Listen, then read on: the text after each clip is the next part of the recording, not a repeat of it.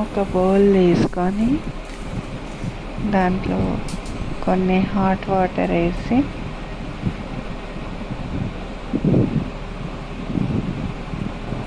మనము డ్రై అయిన హైబిస్కస్ అంటే మందారం పువ్వులు వేసి చూస్తే మనకి కలర్ అనేది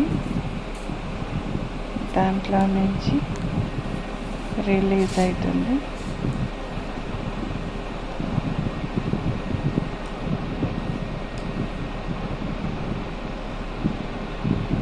డ్రై హైబిస్కస్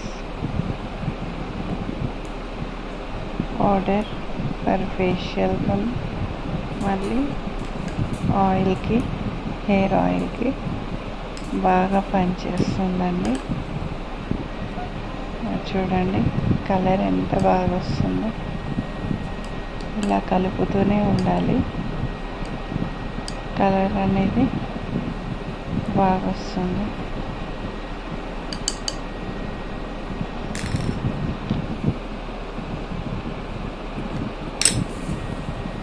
కంప్లీట్ డార్క్ అయ్యాక